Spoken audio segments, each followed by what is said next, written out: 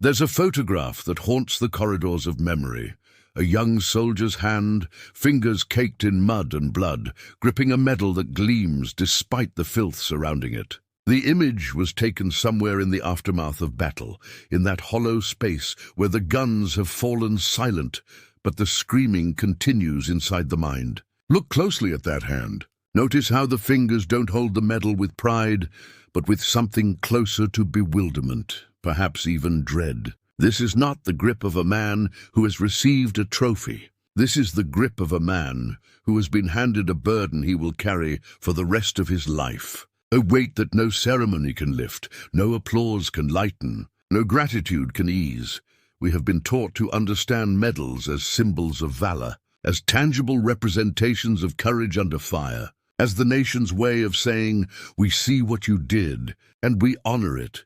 But there exists a terrible gap between what a medal represents to those who witness its presentation, and what it means to the man or woman who must wear it. The general who pins it to the chest speaks of extraordinary heroism. The mother who weeps with pride sees vindication that her son's sacrifice had meaning. The crowd that applauds sees the embodiment of everything they believe about duty, honor, and country. But the recipient, the soldier who stands at attention while a piece of ribbon and metal is fastened above his heart, he sees something else entirely. He sees the faces of men who didn't come home. He hears the last words spoken by brothers whose blood still stains his memory. He feels the crushing weight of a question that has no answer.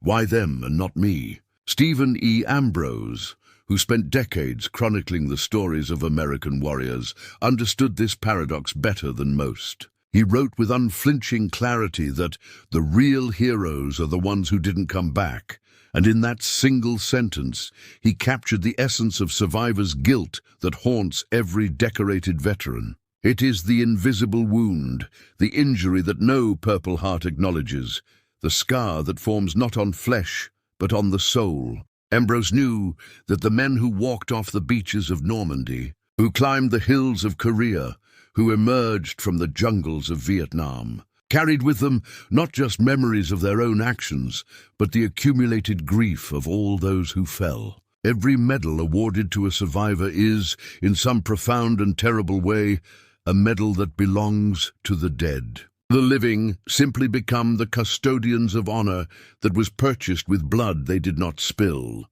with final breaths they did not take, with futures that were stolen from better men than themselves. Karl Marlantes, himself a decorated Marine who fought in Vietnam, returned from war bearing what he called a secret knowledge of how fragile our civilization actually is. He understood that combat strips away the comfortable illusions that allow society to function, that it reveals truths about human nature, both its darkness and its light, that can never be unseen. The warrior who returns does not simply bring back stories of distant battles. He brings back an understanding of how thin the veneer of civilization truly is, how quickly order can dissolve into chaos, how easily the bonds that hold society together can be severed. He has seen what human beings are capable of doing to one another when all constraints are removed. He has witnessed courage that defies comprehension and cruelty that haunts his dreams. He has learned that the distance between hero and survivor, between valor and mere endurance, between purpose and random chance, is often measured in fractions of seconds and inches of space. This knowledge changes him in ways that those who stayed home can never fully understand. And the medal he receives becomes not a celebration, but a marker of that irreversible transformation. So we must ask ourselves a question that has no comfortable answer. What does it mean to be honored for the worst day of your life? What does it mean to stand in front of cameras and crowds? To hear your name read aloud with words like extraordinary gallantry and conspicuous bravery, when all you can remember is the fear that paralyzed you, the mistakes you made, the split-second decisions that saved some lives and condemned others. What does it mean to be called a hero when you know with absolute certainty that the real heroes are buried in foreign soil or scattered as ash across distant waters? The medal ceremony becomes a kind of theater, A performance in which the recipient must play a role he doesn't feel, must accept praise he believes belongs to others, must smile and nod and say the expected words, while inside he is drowning in memories that no one else in that room can access or understand. This is not a story about glory. Let that be understood from the beginning. This is not a narrative designed to make war seem noble, or suffering seem worthwhile, or sacrifice seem clean and purposeful.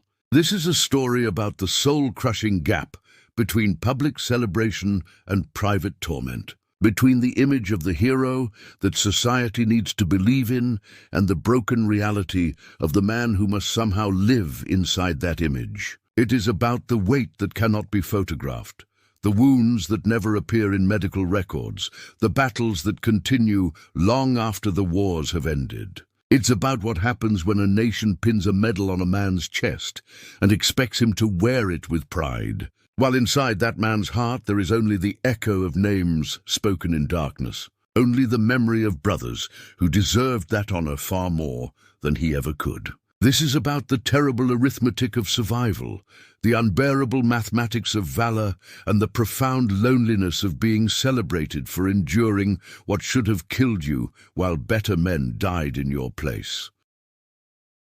The night comes down like a curtain over the valley, thick and absolute, the kind of darkness that exists only in places where human civilization has retreated and left the land to its ancient silences. Sergeant Michael Chen moves through this darkness with 11 men behind him, their boots careful on the rocky terrain, their breathing controlled, their weapons held with the unconscious precision of soldiers who have done this too many times before. The mission briefing had been clean, almost casual in its certainty.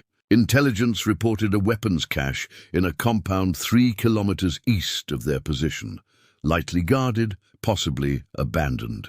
In and out before dawn, the lieutenant had said, his finger tracing the route on a map that made everything look simple, that reduced the complexity of terrain and fear and chance to neat lines on paper.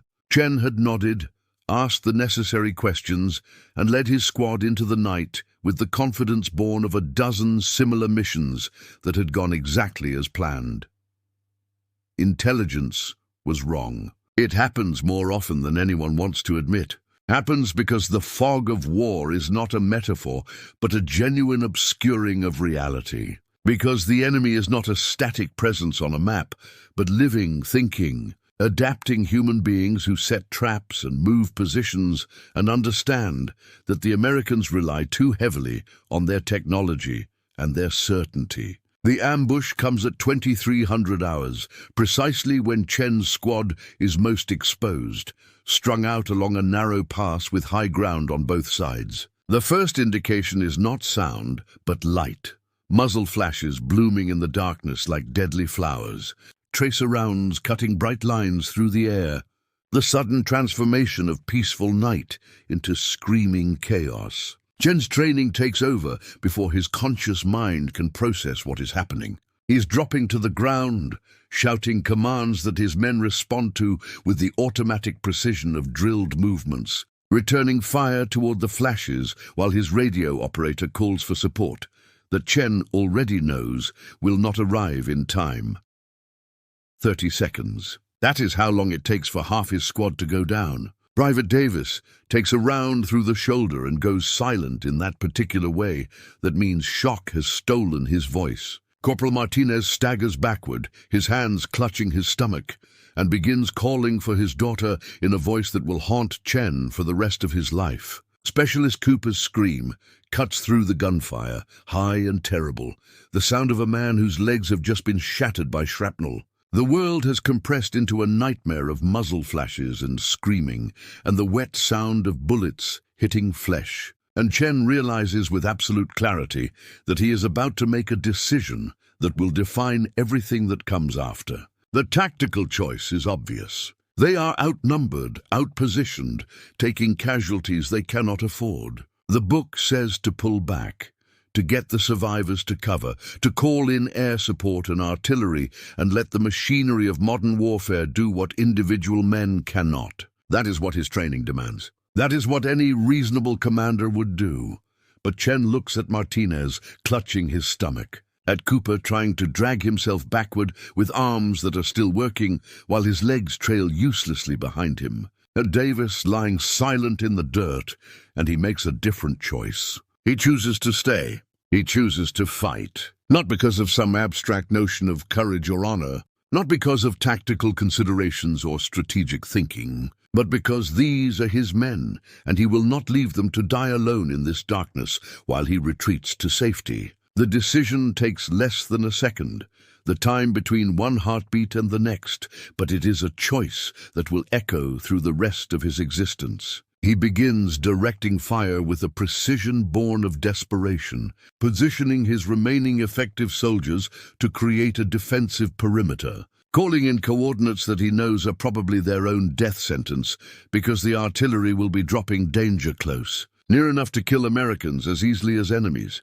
The firefight lasts 4 hours. Not 4 hours of continuous shooting, but 4 hours of sustained terror, punctuated by moments of relative quiet that are somehow worse than the chaos. 4 hours of listening to Martinez's voice growing weaker as he bleeds out, still calling for a daughter who will grow up without a father. 4 hours of returning fire at an enemy they can barely see, tracking muzzle flashes and shadows and the occasional glimpse of movement. 4 hours of Chen making calculations about ammunition and casualties and time, knowing that every minute they hold is a minute closer to dawn or death or rescue, whichever arrives first. Somewhere in the 3rd hour, Martinez stops calling for his daughter and makes a different sound, something between a sigh and a rattle, and then goes silent in a way that means he will never speak again. Cooper continues trying to drag himself toward cover, his arms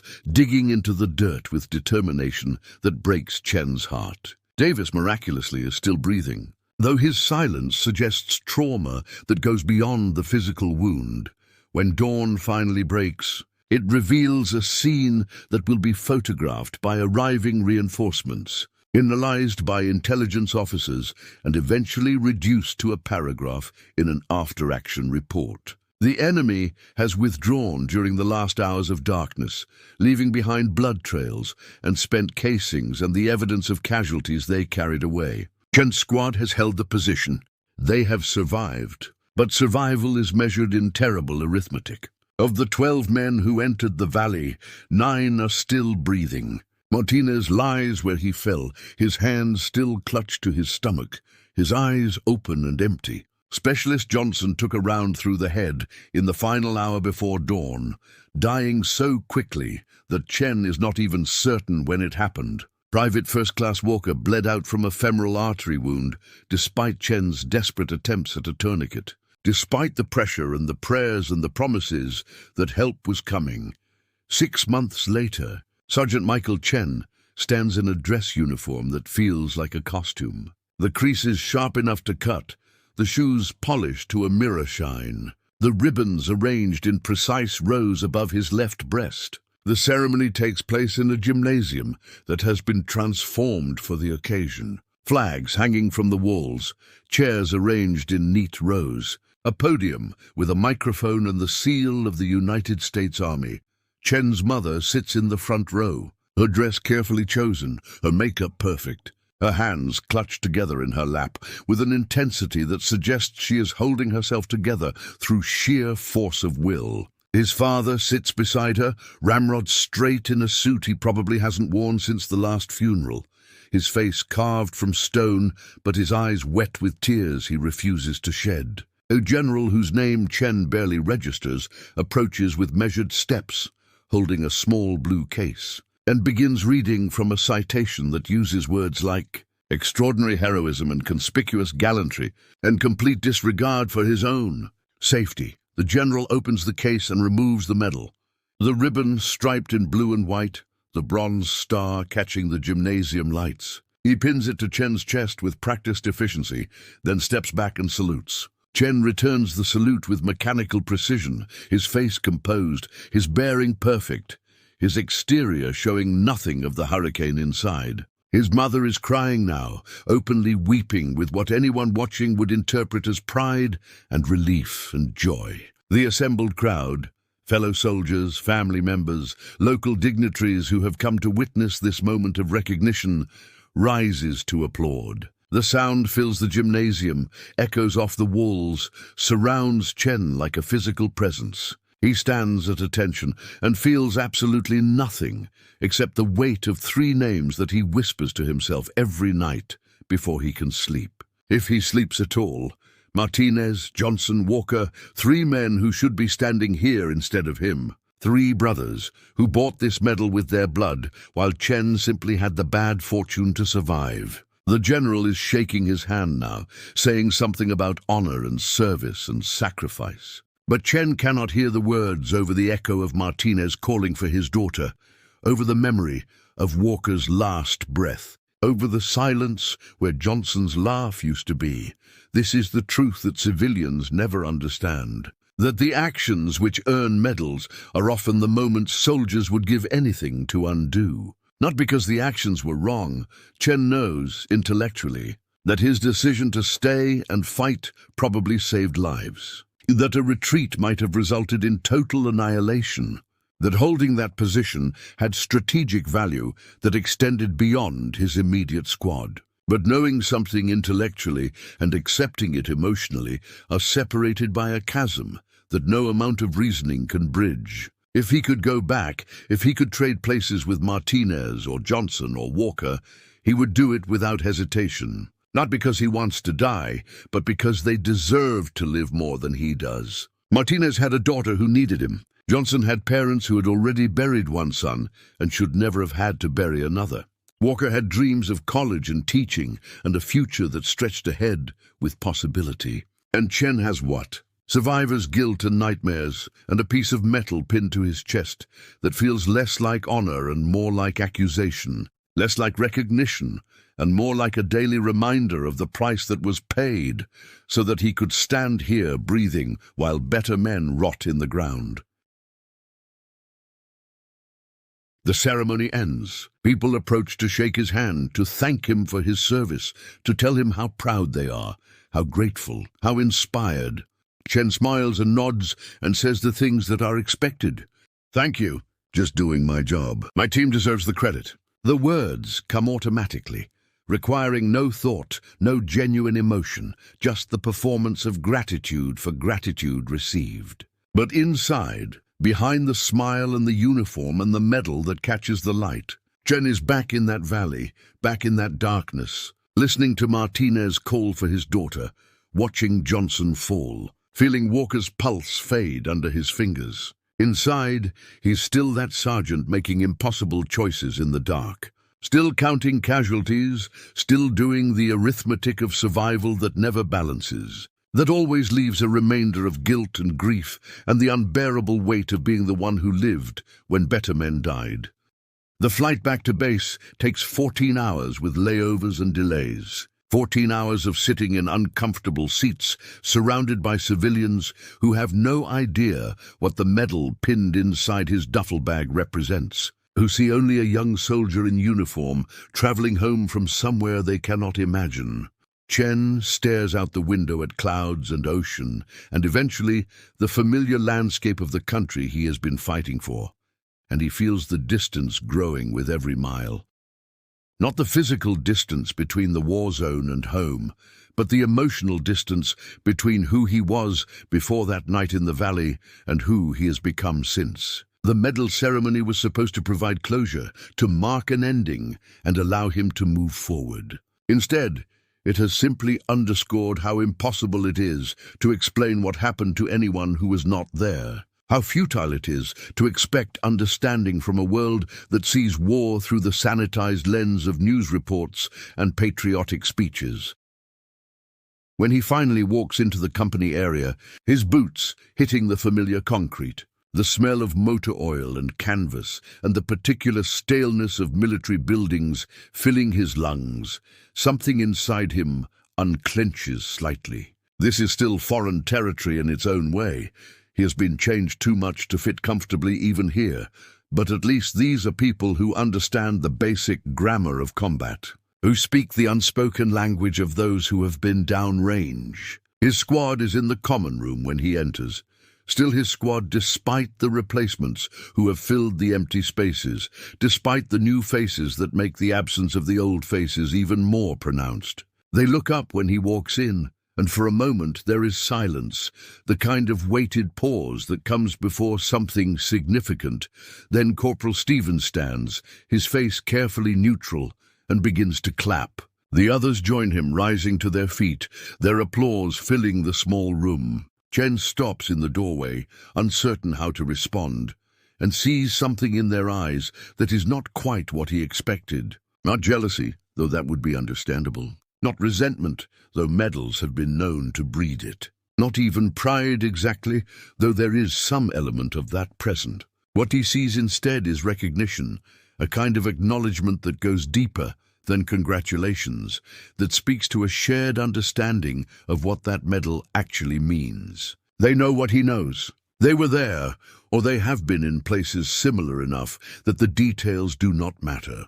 They understand that the medal is not really for him, that it cannot be, that it represents something larger and more terrible than any individual act of courage. Stevens is the first to speak after the applause dies away, his voice carrying the studied casualness that soldiers use when discussing things that matter too much to address directly. "Congratulations, Sergeant.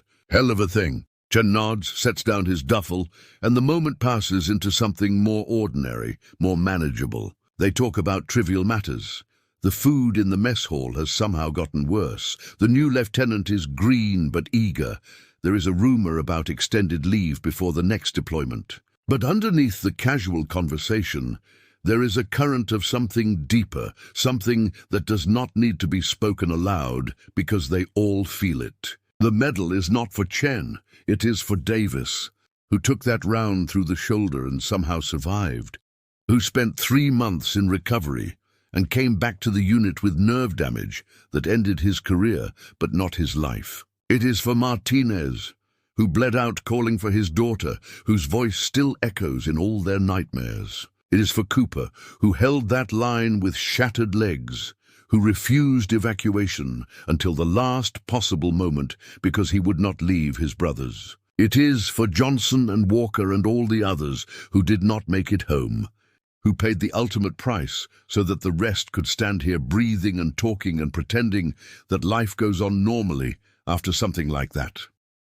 That night, without discussion or planning, they end up at the off-base bar that has become their unofficial sanctuary, the place where soldiers go to be away from officers and regulations and the constant performance of military discipline. It is a dive in the truest sense, dark and worn and smelling of beer and decades of absorbed cigarette smoke, but it is theirs in a way that matters. They claim a corner table, order pitchers without bothering to look at the menu, and settle into the comfortable silence of people who have shared too much to need constant conversation. Jen expects them to ask about the ceremony, to want details about the medal or the general or the speech, but they do not. They understand, perhaps better than he does himself, that the ceremony was theatre, that it was performance designed for an audience that included his parents and the media and the abstract concept of public morale, but that it had nothing to do with the reality of what happened in that valley.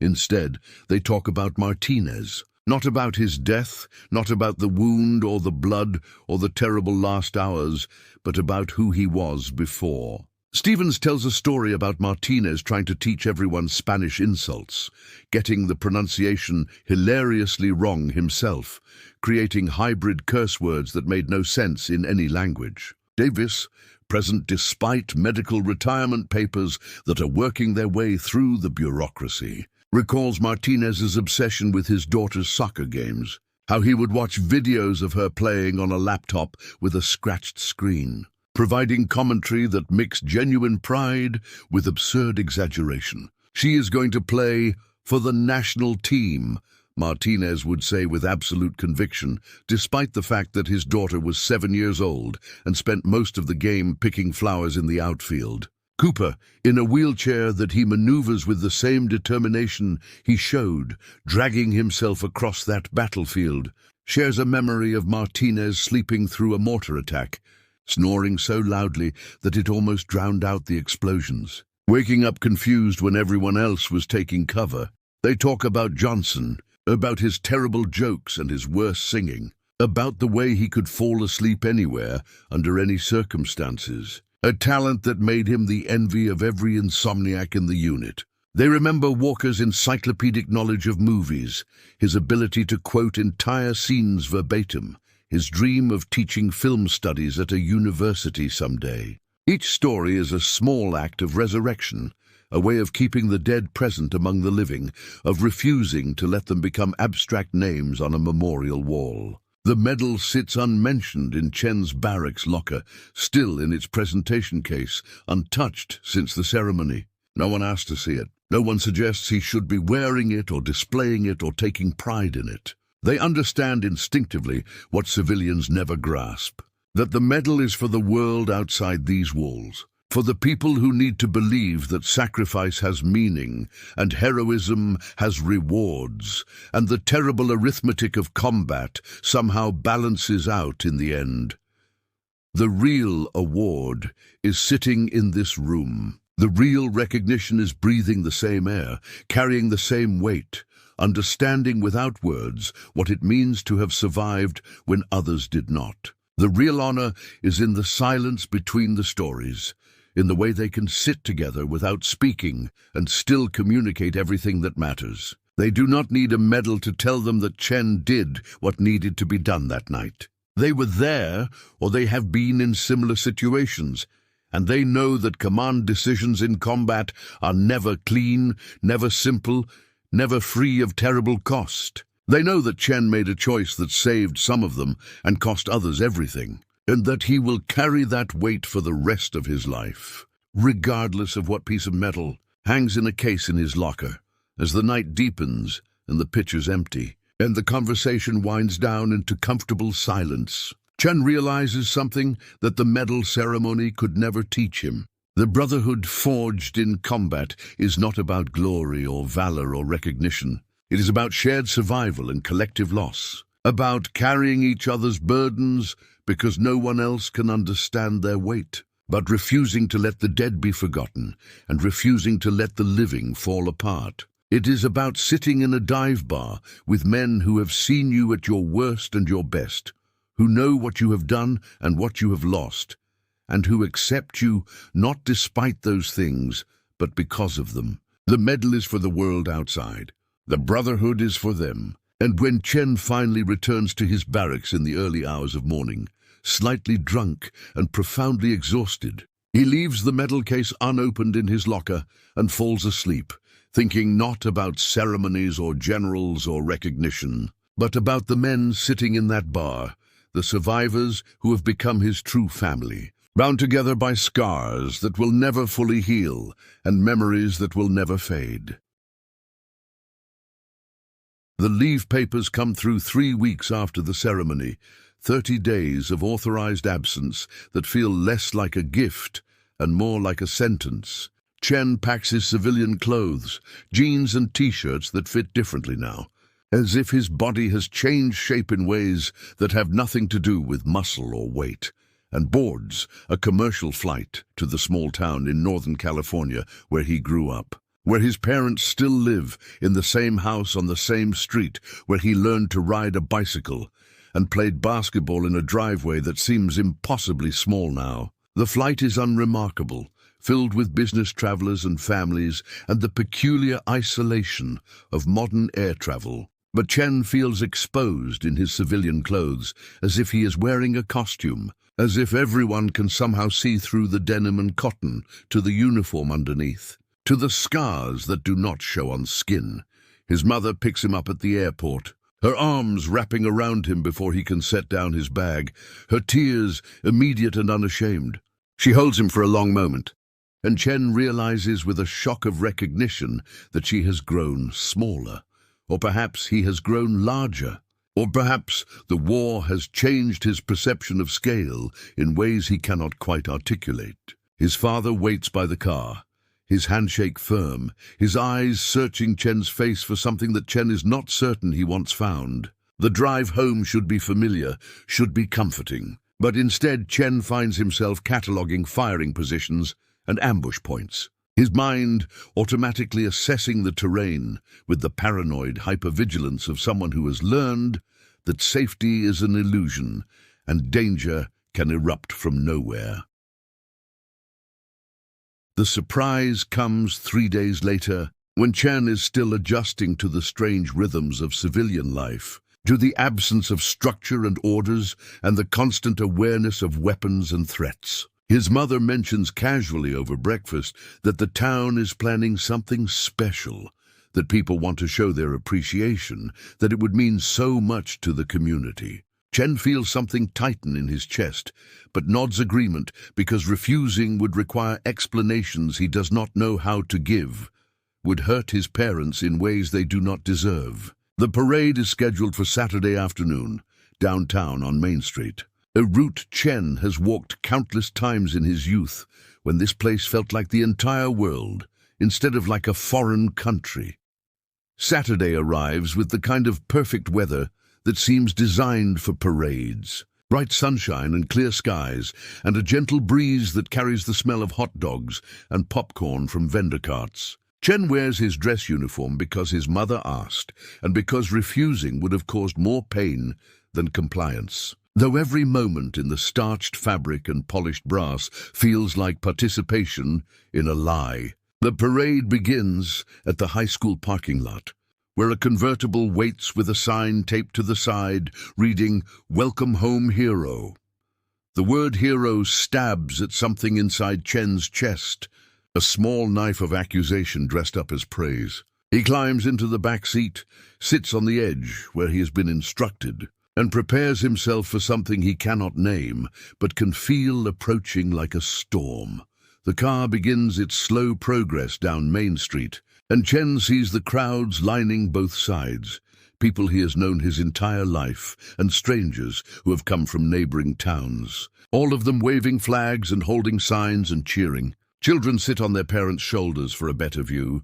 Teenagers hold up cell phones to capture video. Elderly veterans stand at attention and salute as he passes. The noise is overwhelming, a wall of sound that should feel celebratory, but instead feels suffocating. Chen lifts his hand to wave, manufactures a smile that feels like it belongs to someone else's face, and tries to focus on individual faces in the crowd rather than the mass of anonymous approval that threatens to drown him. He sees Mrs. Patterson, his third-grade teacher, wiping tears from her eyes. He sees Coach Davidson, who taught him basketball and discipline and the value of teamwork, standing with his hand over his heart. He sees Sarah Chen, no relation despite the shared name, who was his date to junior prom, and who is now holding a baby on her hip while her husband stands beside her waving. Each face is a reminder of who he used to be, of the boy who left this town with dreams of service and adventure and proving himself worthy of something larger than small-town life. That boy is gone, and the man who has replaced him does not fit comfortably in this convertible, does not deserve this parade, does not know how to reconcile the celebration happening around him with the memories playing on constant loop inside his skull.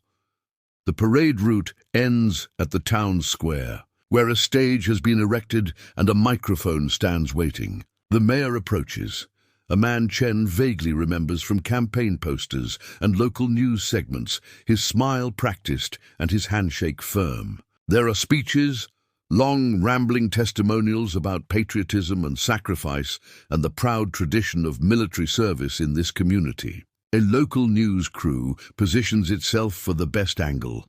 The reporter, a young woman, with perfect hair and teeth, who thrusts a microphone toward Chen with the casual aggression of someone who has never been told no. "How does it feel?" she asks, her voice bright with manufactured enthusiasm, "to be decorated for valor? How does it feel to be home? What would you say to other young people considering military service?" Chen hears himself giving the expected answers, the words coming automatically, like a script he has memorized without ever believing. "Just doing my job.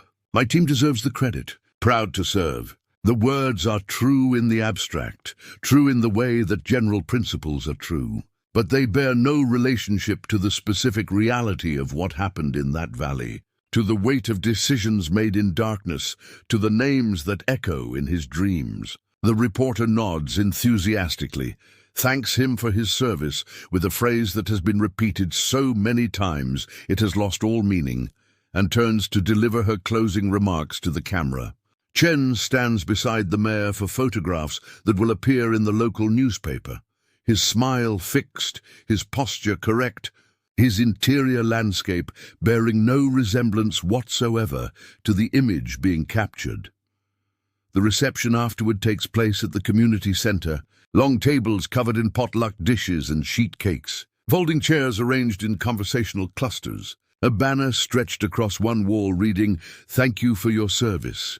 People approach in waves, shaking his hand, thanking him, telling him how proud they are, how grateful, how inspired. Each interaction follows the same pattern, requires the same responses, demands the same performance of humility and gratitude. Chen shakes hands until his palm aches, smiles until his face hurts, says thank you and just doing my job, until the phrases lose all meaning and become pure sound. Noise without content. A man Chen does not recognize approaches holding a beer, his face flushed with alcohol and emotion, and asks the question that Chen has been dreading. "Tell us a war story," the man says, his voice too loud, his smile too wide. "What was it like over there? What was it like to be in combat?" The question hangs in the air between them, and Chen feels something crack inside his carefully maintained composure. The room suddenly feels too small, too hot, the walls pressing in with claustrophobic intensity. The sounds of conversation become overwhelming, fragments of speech bleeding together into meaningless noise. Someone laughs too loudly, the sound knife-sharp in Chen's ears. A child drops a plate, the crash of ceramic on linoleum, transforming instantly in Chen's mind into the sound of incoming fire. He excuses himself with words he does not remember speaking, walking with measured steps that require all his concentration to keep from becoming a run. He finds the bathroom, locks himself inside, and stands gripping the edges of the sink while his breathing comes in short gasps that threaten to become something worse. The mirror shows him a man wearing a dress uniform, ribbons arranged in precise rows, a medal pinned above the left breast pocket. But the face above the uniform is wrong, the eyes haunted, the expression barely controlled. This is not the hero they believe they are honoring. This is not the man his mother sees when she looks at him with pride and relief. This is a stranger wearing Chen's face, playing a role in a story that has nothing to do with truth. He splashes water on his face, cold shock against overheated skin, and practices breathing until the panic recedes to manageable levels. When he finally emerges, his mother is waiting in the hallway, her expression concerned but not questioning. She touches his arm gently, asks without words if he is okay. And Chen nods because the alternative is to tell her the truth, and he cannot do that. Cannot burden her with the knowledge of how broken he actually is, how little of her son survived that valley. They return to the reception together, and Chen resumes his performance, shaking more hands, accepting more thanks, smiling more smiles that feel like lies, told to people who desperately want to believe them. The day finally ends. Chen returns to his childhood bedroom, which his mother has preserved like a shrine to who he used to be. Sports trophies on shelves and posters on walls, and a bed that feels too soft after months of cots and sleeping bags. He sits on the edge of that bed, still wearing his dress uniform, the medal heavy on his chest, and stares at his reflection in the window glass. The man in the mirror looks nothing like the boy who left this room dreaming of service and honor. The man in the mirror looks like someone who has seen too much and survived too little, who has been celebrated for the worst moments of his life, who has been called a hero by people who have no idea what that word actually costs. Chen finally removes the uniform, hangs it carefully in the closet where it will wait for the next performance, and lies down in darkness that brings no peace, only the memories of other men who deserved this homecoming more than he ever could. The nights are the worst. Chen lies in his childhood bed and waits for sleep that comes reluctantly, bringing with it dreams that are not dreams, but memories replayed with the pitiless accuracy of surveillance footage. He wakes at 0300 hours, the military time still stamped into his consciousness, his heart hammering and his sheets soaked with sweat that has nothing to do with temperature. The house is silent around him. His parents asleep down the hall, the neighborhood peaceful in the way that only places far from war can be peaceful. But Chen cannot find that peace. His mind refuses to accept the safety of this moment, continues to catalogue threats and calculate fields of fire and listen for sounds that do not exist here, that belong to a different place and a different version of himself. On the 8th night of leave, after waking from a dream where Martinez bleeds out in slow motion while Chen tries desperately to stop the hemorrhaging with hands that cannot grip, cannot hold, cannot save, he gives up on sleep entirely. He moves through the dark house with the practiced silence of someone trained in stealth, makes his way to the living room where his duffel bag still sits partially unpacked in the corner. The medal is in its presentation case, blue velvet lining and brass hinges, and the weight of official recognition. Chen has not opened the case since the ceremony, has not looked at the medal except in those moments when military protocol demanded he wear it. Now alone in the darkness of a house that should feel like home, but instead feels like foreign territory, he opens the case and removes the medal. It is heavier than it should be. The physical weight is negligible, a few ounces of bronze and ribbon, but what Chen feels in his palm has nothing to do with physics. The weight is memory. The weight is 3 names spoken in the dark before sleep refuses to come.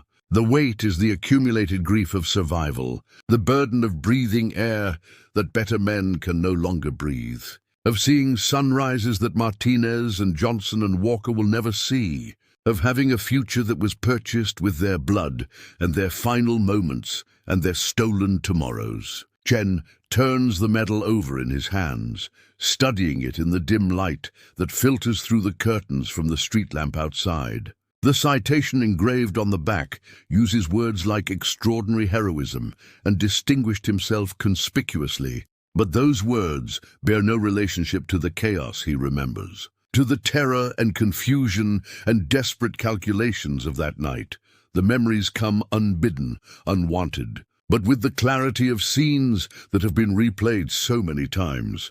They have achieved a kind of permanence beyond mere recollection. Davis laughing 3 hours before the ambush, telling a story about his sister's disastrous attempt at cooking Thanksgiving dinner, the turkey somehow both burned and raw, the kitchen filled with smoke and her crying, and their mother trying not to laugh. The memory is so vivid that Chen can almost hear Davis's voice, can almost see his smile, can almost forget for a moment that Davis took a round through the shoulder and spent months in recovery, learning to use his arm again. That the injury ended his military career before it had barely begun. That Davis will carry the scars of that night for the rest of his life. Martinez, showing everyone pictures of his daughter on his phone, the screen cracked, but the images clear. A 7-year-old girl in a soccer uniform that was too big, her smile missing front teeth, her eyes bright with the uncomplicated joy that only children possess. Martinez narrating each photo with the proud exaggeration of a father who believes his child is destined for greatness. "Look at this form," he would say, pointing to a blurry action shot of his daughter kicking a ball. "Professional quality. She is going to play in the World Cup someday, you watch." The other men would tease him gently, would point out that most 7-year-olds in soccer spend more time picking dandelions than playing the actual game. And Martinez would wave away their skepticism with absolute confidence. "You will see," he would insist. "You will all see." But Martinez will not see anything now. Will not watch his daughter grow up or graduate high school or play in any cups, world or otherwise. because he bled out in a valley calling her name with his last breaths. Cooper, talking about the fishing trip they were going to take when they got back stateside, his voice animated with plans and enthusiasm. He had researched lakes and rental cabins and the best tackle for whatever species he was planning to catch, details that Chen had only half listened to at the time, but which now stand out with painful clarity. Cooper describing the peace of being on the water at dawn, the mist rising and the fish starting to bite, and the world reduced to the simple equation of patience and skill and the hope of a strike on the line. "We are all going," Cooper had said, gesturing to include the entire squad. 2 weeks, maybe 3, if we can swing it. No officers, no missions, just us and the fish, and enough beer to make the ones that got away seem even bigger. But there will be no fishing trip now. Not with Cooper in a wheelchair, learning to navigate a world designed for people with working legs. Not with Martinez and Johnson and Walker dead. Not with the squad scattered and reassigned and forever changed by what happened in that valley. The medal in Chen's hand does not feel like honor. It feels like accusation, like evidence in a trial where he stands convicted of the crime of survival. The questions that have no answers circle through his mind with the relentless repetition of a song stuck on repeat. Why did he survive when they did not? What made his life worth more than theirs? What cosmic calculus determined that Chen would stand in a gymnasium receiving a medal while Martinez moulders in the ground?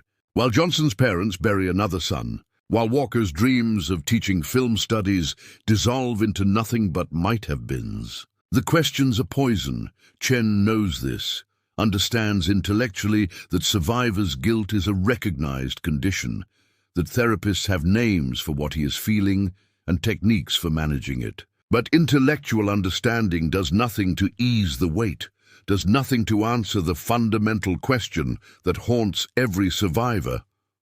Why me? He remembers Martinez's voice in those final hours, growing weaker with each breath, calling for his daughter with increasing desperation. "Sophia," he had said.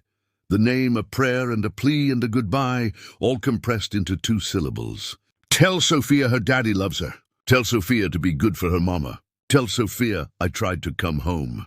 Chen had promised, had said yes, and of course, and I will tell her, had held Martinez's hand while the light faded from his eyes and his breathing became shallow and then stopped entirely. And Chen had kept that promise, had written a letter to Martinez's widow that took 3 days and a dozen drafts to complete, had tried to find words adequate to the task of explaining to a 7-year-old girl why her father would never come home. But what words exist for that? What combination of letters can possibly convey the truth without destroying what remains? Chen had settled finally on platitudes about bravery and sacrifice and how much Martinez loved his daughter, had left out the blood and the screaming and the way Martinez had clutched his stomach, trying to hold himself together, literally and figuratively. Johnson had died too quickly for last words. A round through the head that ended him before his body hit the ground. Chen is not even certain of the exact moment it happened, cannot pinpoint in the chaos of that firefight when Johnson's laugh was silenced forever. One moment Johnson was there, returning fire and cracking jokes even in the midst of hell. And the next moment he was gone, reduced from a living, breathing person to a casualty that needed evacuation when the shooting stopped. The speed of it should be a mercy, Chen supposes, should be better than Martinez's long, slow bleeding or Cooper's ongoing struggle with disability. But there is something terrible about how quickly a life can end. How little time exists between existence and erasure. How fragile the boundary is between the living and the dead. Walker had bled out from a femoral artery wound, despite everything Chen tried, despite the tourniquet applied with shaking hands, despite the pressure and the desperate prayers and the promises that help was coming. Walker had remained conscious almost to the end, his eyes wide with the knowledge of what was happening, his voice surprisingly calm as he made Chen promise to tell his parents that he loved them, to tell his younger brother to finish college, to tell his film studies professor that he was right about Kurosawa, Specific requests, mundane details that somehow made Walker's death even more unbearable because they spoke to the life that was being extinguished, to the future that was being stolen, to all the movies Walker would never watch, and all the classes he would never teach, and all the conversations about cinema and meaning and art that would never happen. Chen sets the medal back in its case and closes the lid with a soft click that sounds unnaturally loud in the silent house. But closing the case does not close off the memories, does not silence the voices, does not provide any relief from the weight that he carries. The ghosts remain. They always do. They will remain through the rest of his leave and through his return to duty and through whatever comes after. They will remain in the moments before sleep and in the dreams that are not dreams, but replays of history that cannot be changed. They will remain in every medal ceremony he attends, and every parade he endures, and every time someone thanks him for his service, without understanding what that service actually cost. The sky outside begins to lighten with the approach of dawn, that slow transformation from black to grey to the pale blue of early morning. Chen sits on the couch with the medal case on the coffee table before him, and he understands with absolute clarity that this weight will never lift, that these ghosts will never leave, that the price of survival is carrying the dead with him for the rest of his life. The medal is supposed to represent honor, but honor is too clean a word for what Chen feels. The medal is supposed to celebrate heroism, but heroism is too simple a concept for the complex reality of combat decisions made in chaos and terror. The medal is supposed to provide closure, but there is no closure for grief that has no expiration date, for guilt that cannot be reasoned away, for the simple unbearable fact that he is alive and they are not, and nothing will ever change that fundamental injustice. Time moves differently after war. The calendar continues its relentless progression. Days becoming weeks, becoming months, becoming years. But the internal clock that governs Chen's existence operates according to different mathematics, measuring intervals not in units of time, but in the space between nightmares, in the distance between triggering moments, in the slow accumulation of days when he manages to function almost normally. 3 years pass since that night in the valley. 3 years since the medal ceremony. 3 years of learning to live inside a body and mind that have been fundamentally altered by experiences that most people will never understand and that he cannot adequately explain. The nightmares do not disappear. Anyone who promises that trauma fades with time is either lying or lucky, and Chen is not lucky. But the nightmares do change, become less frequent if no less intense, evolve from nightly occurrences to weekly visitations to monthly hauntings that still leave him gasping and disoriented in the darkness. He learns techniques for managing them, sleep hygiene and breathing exercises, and the pharmaceutical assistance that takes the edge off without completely dulling the reality. He learns to recognize the warning signs of a bad night approaching, the particular quality of anxiety that presages dreams of the valley, and he learns to prepare himself mentally for the journey back to that darkness, even as he wishes desperately that the journey would simply end. The real turning point comes not through therapy, though therapy helps, and not through medication.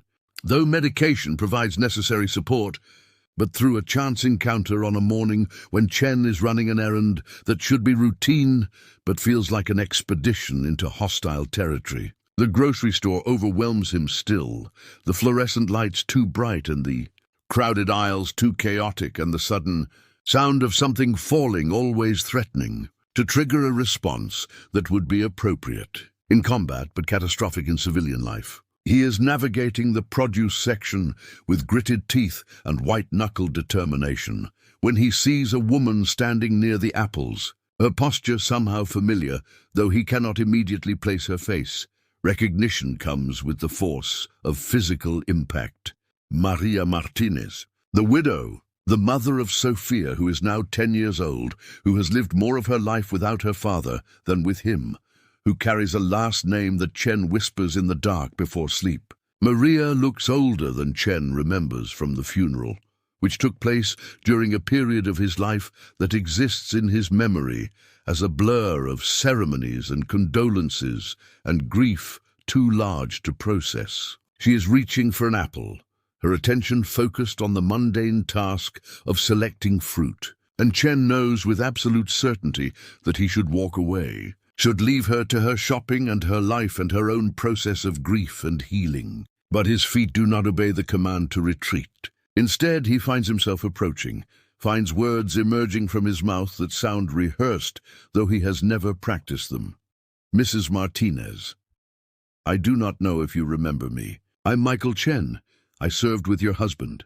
The words hang in the air between them, inadequate and awkward, but necessary somehow. Maria turns, her eyes registering recognition followed by something more complex, an emotion that Chen cannot quite identify, but that seems to contain both pain and something that might be relief. Of course I remember you, she says, her voice steady despite the tremor in her hands. You wrote me that letter. You were there with him at the end. They stand in the produce section of a suburban grocery store, two people connected by the death of a man they both loved in different ways. And Chen feels something crack in the careful armor he has built around his grief. They talk. Not long, because Maria has to pick up Sophia from school, and Chen can only handle so much emotional exposure before he needs to retreat and regroup. But they exchange phone numbers, make tentative plans to meet for coffee, establish the beginning of something that Chen does not yet recognize as essential to his healing. The coffee meeting happens a week later at a chain restaurant that serves mediocre beverages but provides neutral territory where difficult conversations can unfold. Maria brings photographs, and Chen braces himself for the pain of seeing Martinez's face again, for the resurrection of memories that he has worked so hard to manage. But the pain comes mixed with something unexpected, something that feels almost like gratitude.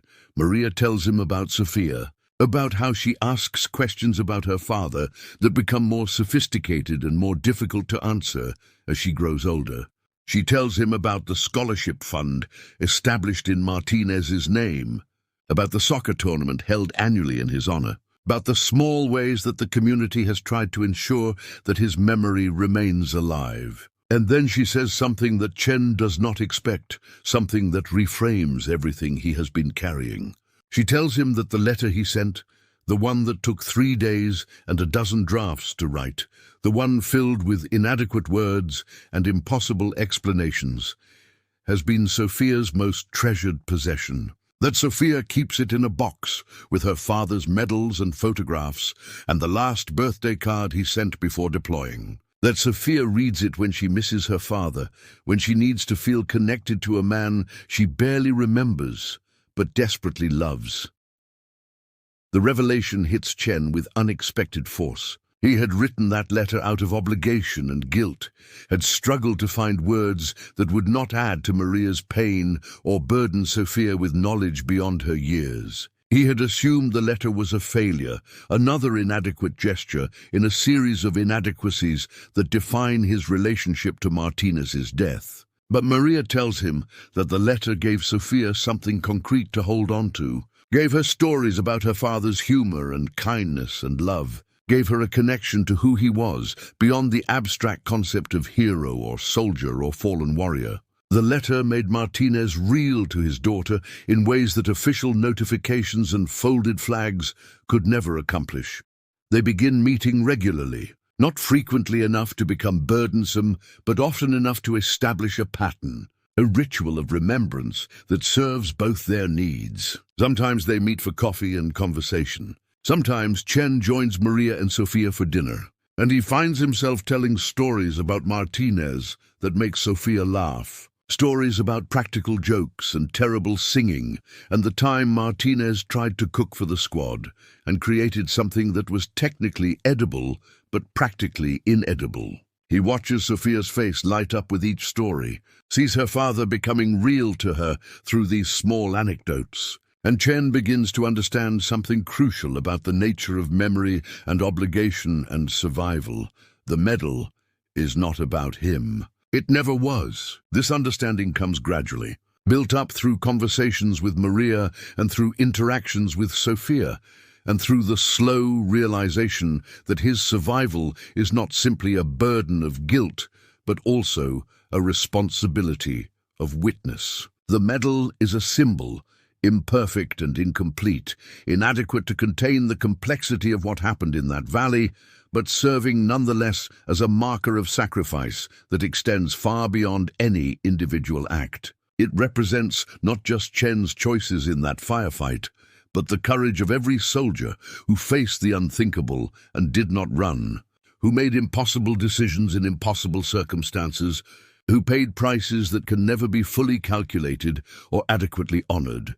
Chen begins to understand that the weight he carries can be transformed, that grief can become purpose, that survival guilt can evolve into something more productive if he is willing to do the hard work of transformation. He starts visiting the families of Johnson and Walker as well, tentative at first because he does not know if his presence will be welcome or painful or some mixture of both. But he finds that these families, like Maria, are hungry for stories, desperate for connections to men they have lost, grateful for someone who knew their sons or brothers or husbands as complete human beings rather than as names on memorial walls or statistics and casualty reports.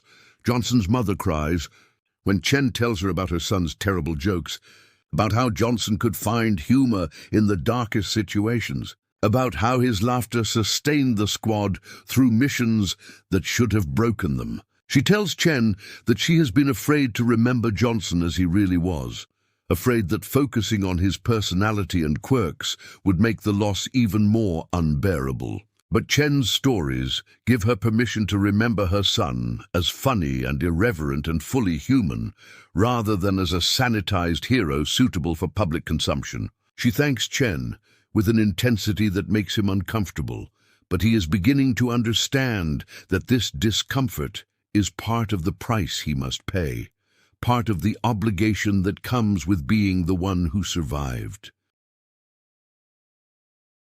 Walker's younger brother, now in college pursuing the film studies degree that Walker never completed, asks Chen questions about his brother's last moments that are almost unbearably difficult to answer.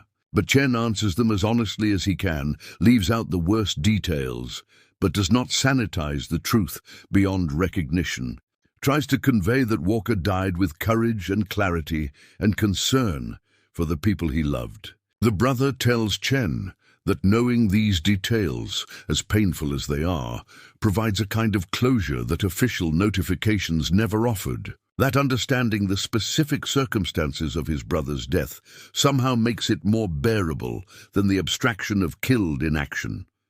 These visits become a form of pilgrimage, a way of honoring the dead by keeping their memory alive in the minds of the living. Chen finds himself becoming a kind of curator of memory, responsible for preserving stories that might otherwise be lost, for ensuring that Martinez and Johnson and Walker remain complete human beings rather than fading into abstraction. The responsibility is heavy, adds its own weight to the burden he already carries, but it is a weight that feels different from the crushing guilt of the early years. This weight has purpose. This weight has meaning.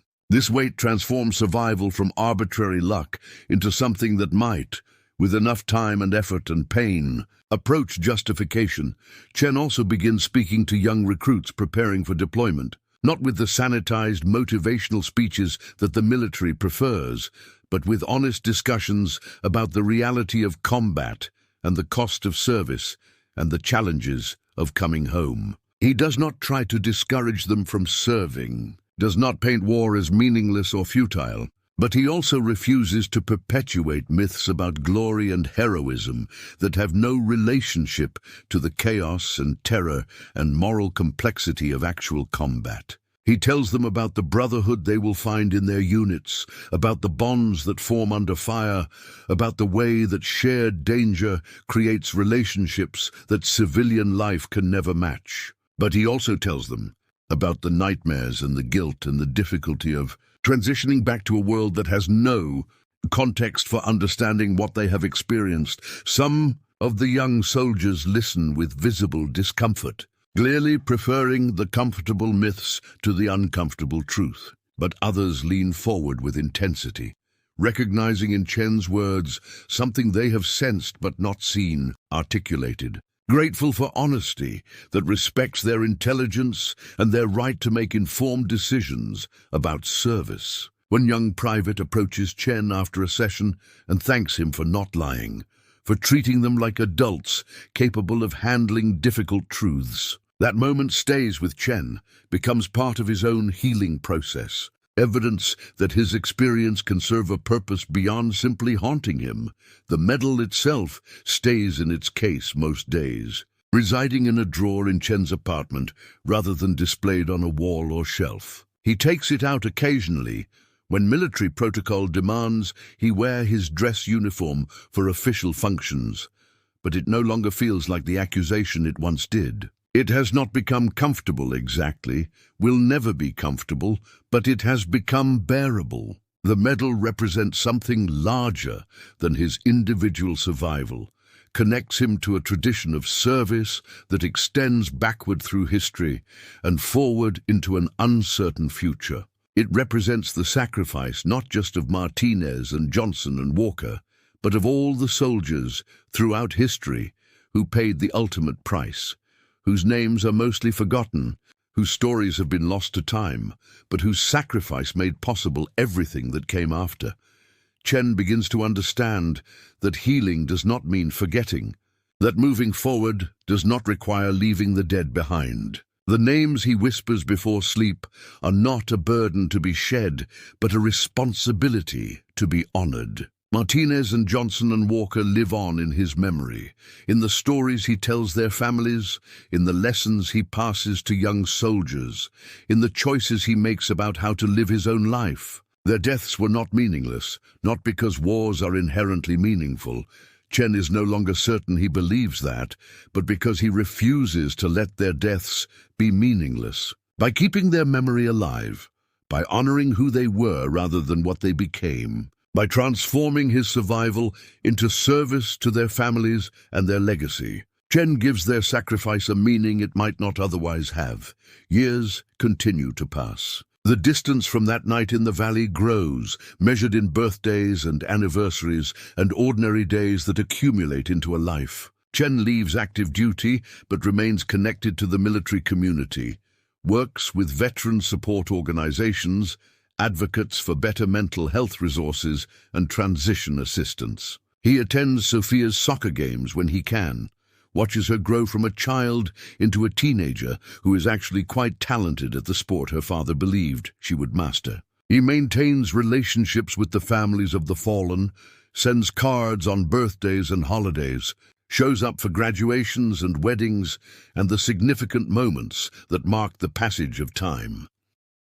The nightmares never completely disappear, but they become more manageable, less frequent, integrated into his life rather than dominating it. Chen learns to live with them the way people learn to live with chronic pain, acknowledging their presence without allowing them to control his existence. He finds purpose in his work with veterans and families of the fallen, discovers that his experience, as painful as it was, and continues to be, gives him credibility and insight that can help others navigate their own trauma. He is not healed, will never be fully healed, but he is functioning. He is living. He is honoring the dead by making his own life count for something beyond mere survival.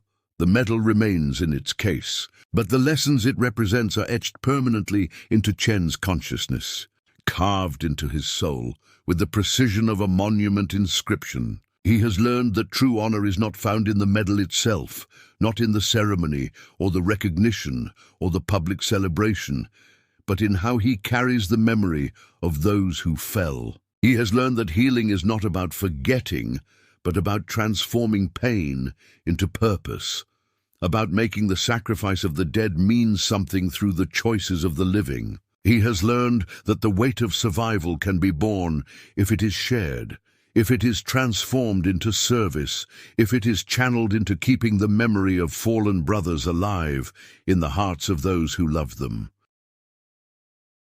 There is a room in Chen's apartment that serves as both office and sanctuary, a space where the ordinary business of life intersects with the extraordinary weight of memory. On one wall hangs a collection of photographs, not formally arranged like a gallery, but placed with the organic irregularity of things that accumulate meaning over time. The largest photograph shows Martinez in his dress uniform, his smile broad and genuine, his eyes bright with the confidence of a young man who believed he had a future stretching ahead without limit. Beside it, a snapshot of Johnson mid-laugh, his head thrown back, captured in a moment of pure joy that the photographer could not have known would become precious beyond measure. Next to that, Walker looking slightly uncomfortable in his formal portrait, as if he would rather be behind the camera than in front of it, his expression suggesting he was already thinking about the films he would make and the classes he would teach.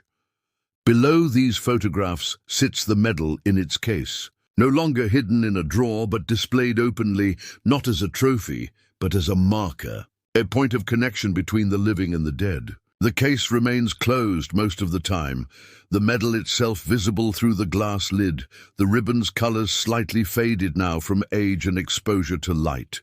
Chen passes this display dozens of times each day, sometimes barely noticing it as he moves through the routines of his life, sometimes stopping to stand before it for long moments of remembrance that serve as a form of prayer for a man who no longer believes in conventional gods, but who has developed his own rituals of devotion to the memory of the fallen. The photographs have been joined over the years by other artifacts of remembrance. A drawing that Sofia Martinez made when she was 12, showing her father in uniform with angel wings, childish in its execution but profound in its emotion, given to Chen with the solemnity of a sacred gift. A program from Walker's younger brother's film school graduation, with Chen's name listed among the guests, marking a milestone that Walker should have attended but that Chen witnessed in his place. A photograph from Johnson's mother's 70th birthday party,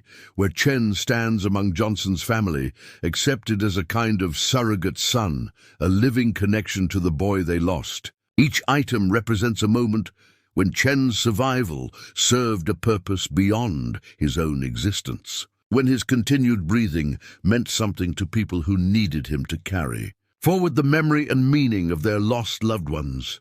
Stephen Ambrose wrote with characteristic precision that the past is never dead, that it is not even past. And Chen understands this truth with an intimacy that goes beyond intellectual agreement. The past lives in his present moment with persistent vitality, shapes his decisions and his relationships and his understanding of what it means to be alive. That night in the valley happened years ago, according to the calendar, but it exists in Chen's consciousness with a vividness that makes temporal distance meaningless. Martinez still calls for his daughter in Chen's dreams. Johnson's laugh still echoes in moments of unexpected quiet. Walker's last requests still hang in the air, waiting for Chen to fulfill promises that can never be completely satisfied. The past is not dead because Chen keeps it alive deliberately, consciously, as an act of will and devotion and obligation. But Ambrose understood only part of the equation. The past is not dead, true, but neither is it static. Memory evolves, transforms, takes on new meanings as the person doing the remembering changes and grows and learns to carry their grief differently. The Martinez that Chen remembers now is not quite the same Martinez he remembered in the immediate aftermath of the firefight, when grief was too raw and guilt was too overwhelming to allow for nuanced recollection. Time has not made the memory less painful, but it has made it more complete, more human, more textured with the small details that define a person beyond the circumstances of their death. Chen can remember now not just how Martinez died, but how he lived, can recall his terrible jokes and his obsessive love for his daughter and his way of singing off-key while cleaning his weapon. can hold the fullness of who Martinez was, rather than reducing him to the single terrible moment of his ending. William Manchester, another veteran who spent decades wrestling with his own war memories, wrote about returning to the front in violation of orders, about jumping hospital to rejoin his unit because he had to be with his people. Manchester understood something fundamental about the bonds formed in combat, about the way that shared danger creates obligations that transcend rational self-interest, about how the pull of brotherhood can override even the survival instinct. Chen reads Manchester's words and recognizes himself in them, understands that his own struggle with survivor's guilt and his own compulsion to honor the fallen come from the same source that drove Manchester back to the front. He had to be with his people. Even now, years after their deaths, Chen remains with his people, carries them forward in memory and story, and the choices he makes about how to live. The paradox that defines Chen's relationship with the medal has become clearer with time, though no less painful. Those who deserve medals most often feel they deserve them least, while those who seek glory rarely understand its price. Chen has met other decorated veterans over the years, has recognized in their eyes the same haunted quality that he sees in his own reflection. The same weight of grief and guilt, and the crushing knowledge that they wear honors purchased with the blood of better men. But he has also encountered veterans who display their medals with pride, uncomplicated by doubt, who speak of their service in terms of glory and triumph, who seem genuinely untroubled by the costs that others paid for their recognition. Chen does not judge these men harshly, understands that everyone processes trauma differently, and that some level of denial may be necessary for survival. But he also knows that they have fundamentally misunderstood what the medal represents, have mistaken the symbol for the reality, have accepted the comfortable mythology instead of confronting the uncomfortable truth. True honor, Chen has learned through years of painful experience, is not found in the medal itself. The medal is metal and ribbon, granted by officers who were not present for the events it commemorates, presented in ceremonies designed for public consumption rather than private grief. True honor exists instead in how he carries the memory of those who fell, in the choices he makes about whether their deaths will be simply historical facts or living truths that continue to shape the world. True honor is found in the visits to Maria Martinez, in the attendance at Sophia's soccer games, in the conversations with Johnson's mother, where he keeps her son alive through story and memory. True honor is in the work with young recruits, in the honest discussions about the cost of service, in the refusal to perpetuate comfortable lies about war and glory, and the sanitized version of combat that bears no relationship to reality. True honor is in the choice to make their sacrifice mean something, to ensure that Martinez and Johnson and Walker did not die for nothing, that their deaths had purpose, even if that purpose is only what Chen creates through his own actions and commitments. He cannot bring them back. He cannot undo what happened in that valley. He cannot answer the fundamental question of why he survived, and they did not. But he can refuse to waste the life that somehow, through chance or fate, or the arbitrary mathematics of combat, he was allowed to keep. He can live in a way that honors their memory, that makes his survival serve a purpose beyond mere continuation, that transforms guilt into gratitude and grief into determination to make his continued existence count for something worthy of the price that was paid. The truth that Chen has learned, the truth that he now tries to pass on to others struggling with similar burdens, is that some wounds never heal. The nightmares may fade, but they never disappear. The guilt may become manageable, but it never fully resolves. The questions that have no answers continue to echo in the darkness before sleep comes, if it comes at all. Martinez and Johnson and Walker remain dead, and no amount of remembrance or service or transformation of grief into purpose can change that fundamental fact. The scar tissue that forms over combat trauma is more flexible than the original wound, but remains forever tender, forever vulnerable to being reopened by unexpected triggers and unwanted memories. But perhaps, Chen has come to believe, this failure to heal completely is not weakness. Perhaps the persistent presence of grief and guilt and the ghosts of the fallen represents instead the ultimate act of love and remembrance. To forget would be easier. To move on without carrying the weight of their memory would be simpler. To let the past become truly past would allow for a kind of peace that Chen will never experience. But forgetting would also mean abandoning them, would mean allowing Martinez and Johnson and Walker to die a second death through neglect and disregard, would mean treating their lives as less important than his own comfort. The refusal to heal completely, the insistence on carrying the dead forward into each new day, becomes a form of fidelity, a way of keeping faith with men who can no longer speak for themselves. Chen stands before the wall of photographs in the fading light of evening, the day's work done, the night's rest still hours away. He looks at Martinez's smile and Johnson's laughter and Walker's uncomfortable formality, and he speaks their names aloud into the empty room. Not as a ritual exactly, though it has become ritualistic through repetition.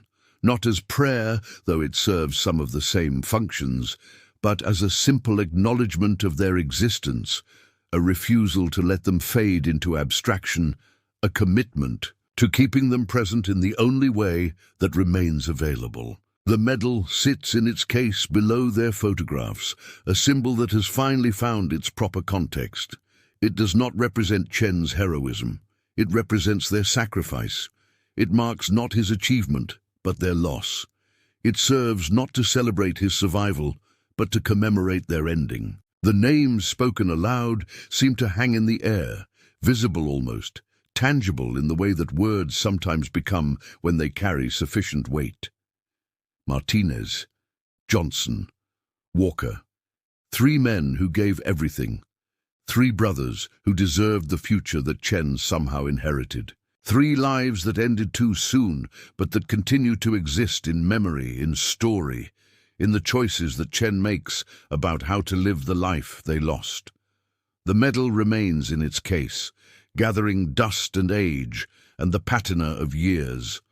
But the names remain spoken, kept alive through the simple act of remembrance, ensuring that those who gave everything are never forgotten, never reduced to statistics or casualties or the abstract language of military reports. This is the legacy beyond the medal, the truth that no ceremony can capture and no citation can adequately express. The fallen live on not in bronze and ribbon, but in the hearts and minds and daily choices of those who survived them. They live on in Sofia Martinez's soccer games and in the film studies classes that Walker's brother now teaches, and in the way Johnson's mother can finally laugh again when remembering her son's terrible jokes. They live on in the young soldiers who receive honest counsel instead of sanitized mythology, in the veterans who find support and understanding, in the families who discover that their grief is shared and their loss is honored. They live on because Chen refuses to let them die, because his survival has been transformed from guilt into purpose, because the weight of the medal has become bearable through the understanding that it represents not his glory, but their eternal memory. The room grows darker as evening deepens into night, but Chen does not move to turn on a light. He stands in the gathering darkness before the wall of photographs, before the faces of men who remain forever young while he continues to age, before the evidence of lives cut short and futures stolen, and sacrifice that can never be adequately repaid. The medal catches what little light remains, gleaming dully in its case, a symbol that has finally found its meaning.